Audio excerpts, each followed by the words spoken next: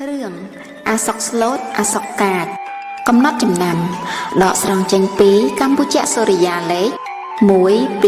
3ឆ្នាំ1933ដល់ឆ្នាំ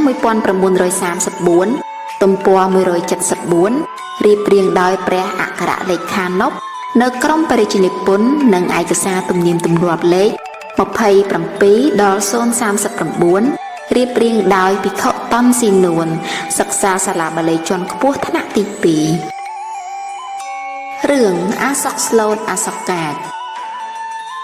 កាលពីព្រេងនាយមានក្មេងប្រុស2នាក់នៅភូមិជាមួយគ្នាមួយឈ្មោះអាសកស្លូតមួយឈ្មោះអាសកកាចឯ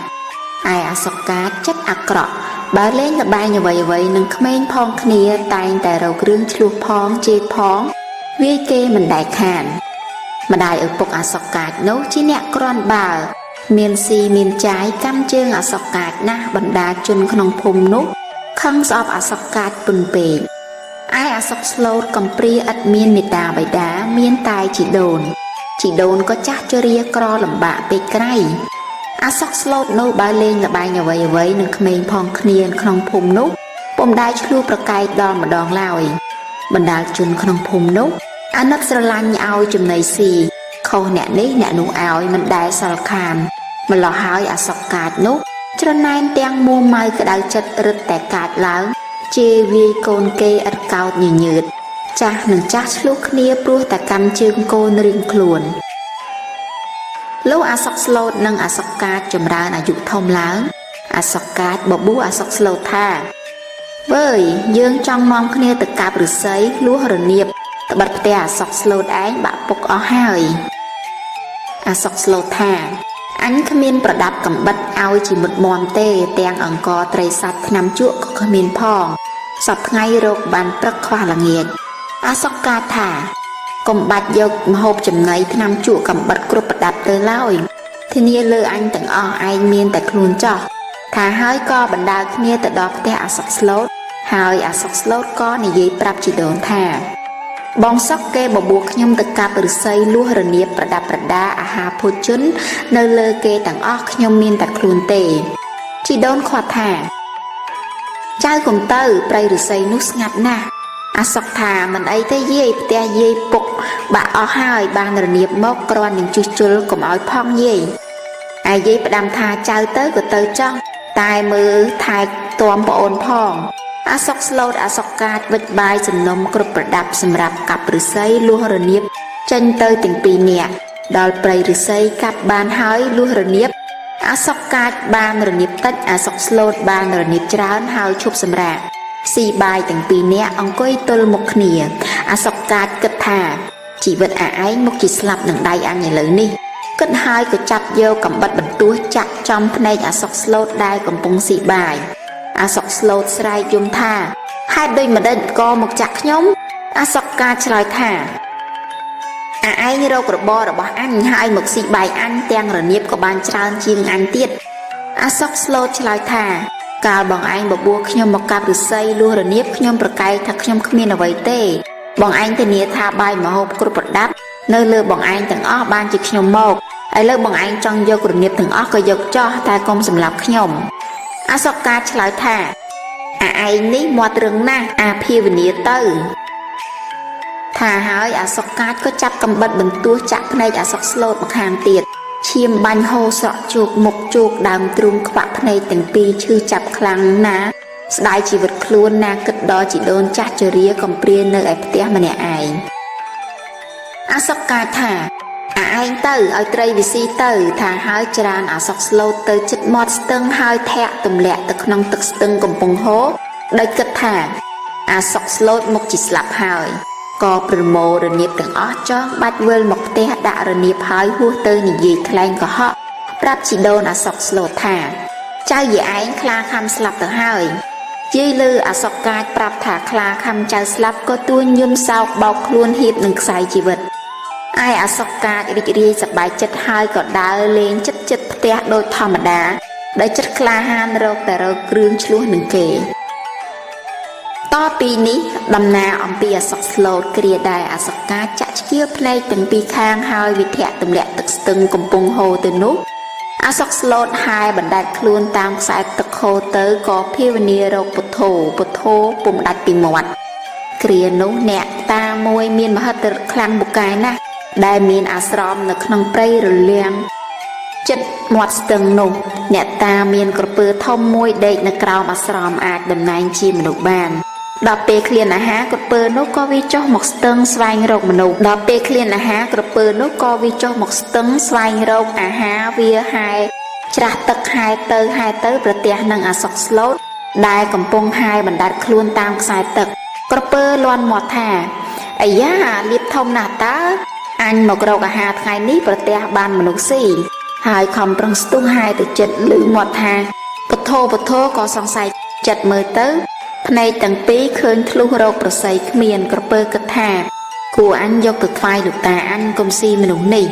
ហើយក៏មុជគៀអាសុកស្លូតនោះឲ្យឡើងលើខ្នងហើយត្រឡប់ទៅដល់អាស្រមវិញហើយតំណែងខ្លួនជាមនុស្សដឹកដៃនាំខ្លួនអាសុកស្លូតទៅថ្វាយអ្នកតាសួរអាសុកស្លូតនោះក៏ថ្វាយបង្គំរាយរឿងតាមដំណើរគ្រប់ប្រការអ្នកតាស្ដាប់សពគ្រប់ហើយមានចិត្តមេត្តាអាសុកស្លូតនោះពុនពេកលោកថាអោអាសុកកាចអើយចិត្តអីអាក្រក់ម្លេះណាហើយចៅសុកស្លូតឯងកំភៃសឹមតាជួយសង្គ្រោះឲ្យចៅរស់ជីវិតភ្នែកក៏ឲ្យភ្លឺដូចដើម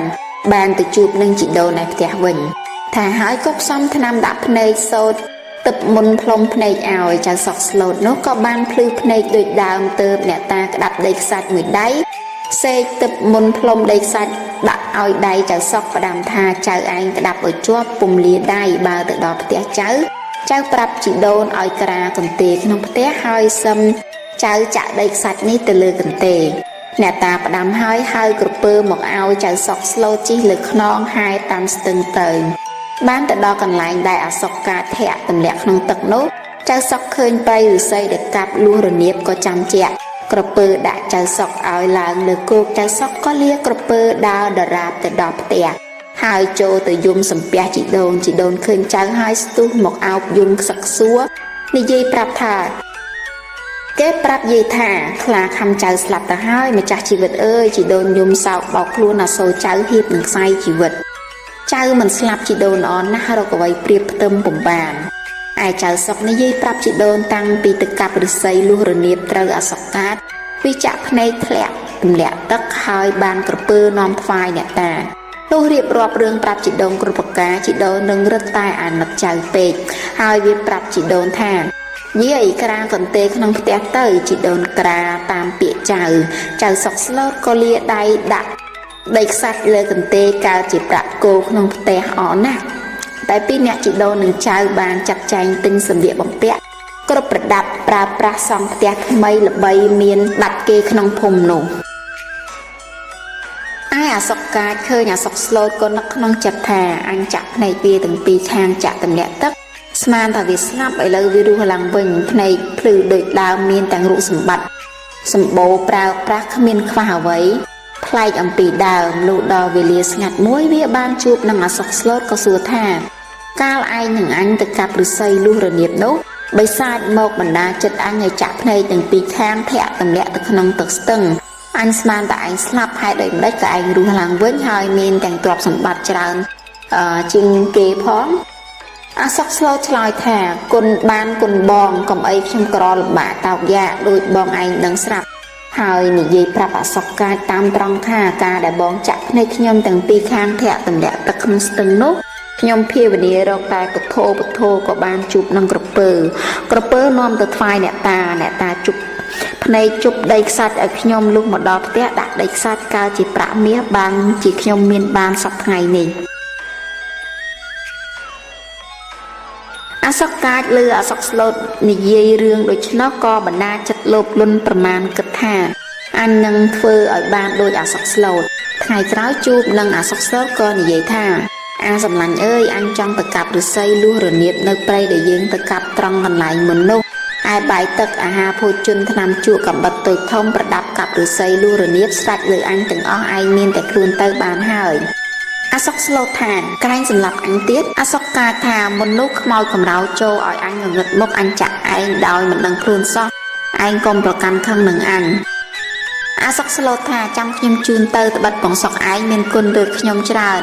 ខ្ញុំមានទ្រព្យសម្បត្តិក៏ព្រោះបងលុះព្រឹកឡើងអាសុកកាចស្ពាយបាយសំណុំមានគ្រប់ប្រដាប់ដូចមុនហើយបណ្ដាលគ្នាដល់ព្រៃឫស្សី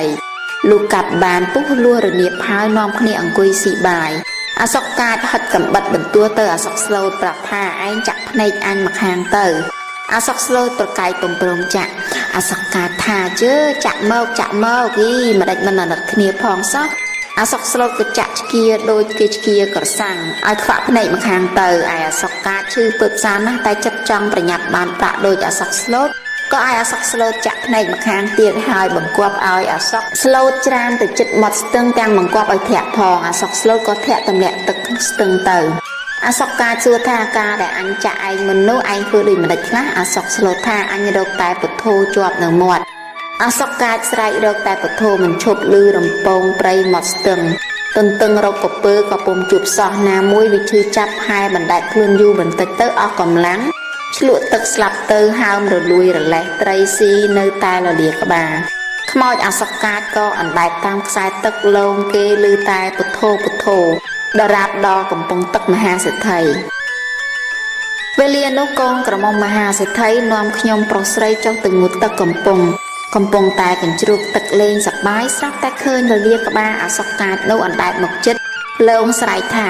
ពុទ្ធោកូនក្រមុំមហាសេដ្ឋីឈប់លេងទាំងអស់គ្នានឹកសង្ស័យក៏ប្រើខ្ញុំប្រុសម្នាក់ឲ្យទៅស្រង់យកលលាក្បាលខ្មោចនោះមកដាក់លើគោកនៅមាត់កំពង់នោះលលាក្បាលខ្មោចនោះវាមិនបាត់ស្ងាត់សោះចេះតែលងគេរកតែពុទ្ធោកូនក្រមុំមហាសេដ្ឋីក៏នាំខ្ញុំប្រុសស្រីឡើងពីងូតទឹកមកប្រើឲ្យខ្ញុំប្រុសកម្មយកក្បាលខ្មោចអាសុកកាចនោះមកផ្ទះហើយនាងជំរាបមហាសេដ្ឋីជាឪពុកនាងថាលោកឪពុកខ្ញុំរើសលលាក្បាលខ្មោចមួយអណ្ដែតទឹកនៅកំពង់យើងវាលងស្រែករកពុទ្ធោសេដ្ឋីជាមេដាបេដាស្ដាប់ហើយក៏ស្ទុះមកមើលឃើញក្បាលខ្មោចនោះកំពុងស្រែករកពុទ្ធោមែនអស្ចារ្យណាស់ក៏ឲ្យលៀងដោះខាត់ដាក់លើគោកលលាក្បាលនោះក៏នៅតែស្រែករកពុទ្ធោជានិច្ចគ្មានឈប់ព្រឹកសេដ្ឋីនោះតែងតែទៅគប់ព្រះមហាក្សត្រនៅចង់ព្រះរាជរោងជួបជុំអស់មន្ត្រីចក្រស្ដំរាល់ពេលពុំដែលខានសេដ្ឋីជំរាបអស់លោកថាខ្ញុំបានលលាក្បាលខ្មោចមួយចេះស្រែករកពុទ្ធោជានិច្ចអស់លោកចក្រស្ដំស្ដាប់ហើយឆ្លើយថាសេដ្ឋីកុហកទេមិនដែលមានលលាខ្មោចណាចេះស្រែករកពុទ្ធោទេយើងមិនជឿឡើយ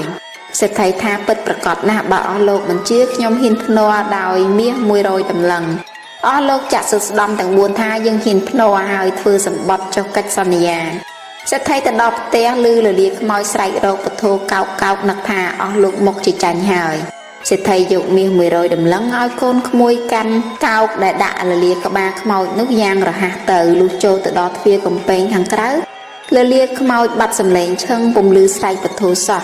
កាលចូលដល់ចង់ព្រះរាជរោងដាក់លលាក្បាលខ្មោចចំពោះមុខអស់លោកចតុស្ដំទាំង4នោះហើយសេដ្ឋីបង្គាប់ថា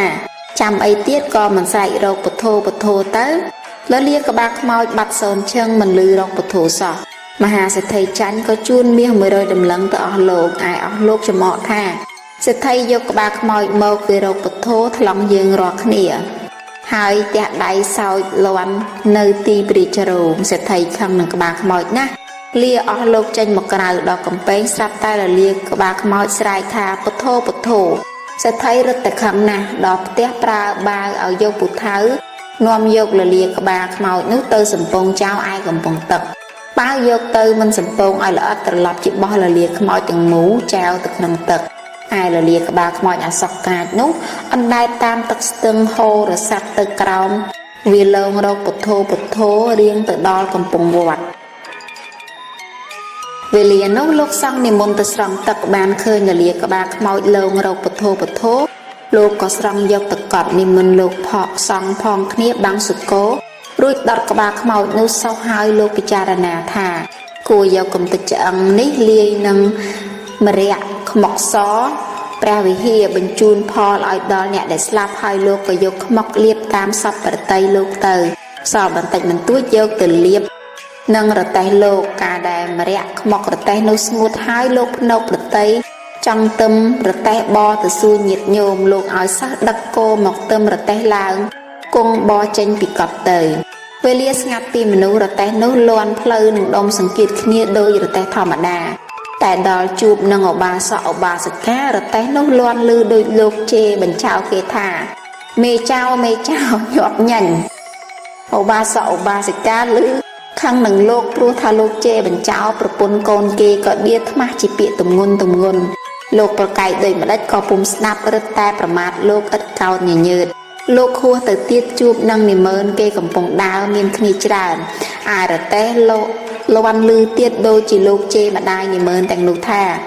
ចៅម្ដាយនិមឺនខឹងនឹងលោកនាំគ្នាដេញនិយាយលោកភ័យវាយគោបំមៅរួចទៅលោកនេះគិតថាពីដើមរទេះអញបមកមិនដែលឮសូរជេបញ្ចោគេទេរឿងនេះឃើញតែកំតិចឆ្អឹងខ្មោចដែលមកបិទសព្រះវិហារសពីនោះអញយកមកលាបរទេះនេះលោកត្រឡប់មកពីសួរញាតិញោមមកដល់វត្តវិញលោកកាប់រទេះដុតនៅកន្លែងដែលដុតពលាក្បាលខ្មោចអាសកនោះឆេះជាផេះកន្លែងនោះដោយមានជាតិអាសកកាចក៏ដុះកើតជាស្មៅកន្ត្រើយដែលជាប់សម្ពុតខោមនុស្សសពថ្ងៃនេះឯងកតេសម្រាប់អប់រំពិចារណានៅក្នុងរឿងចិត្តមិនអប់រំនាំឲ្យវិនាស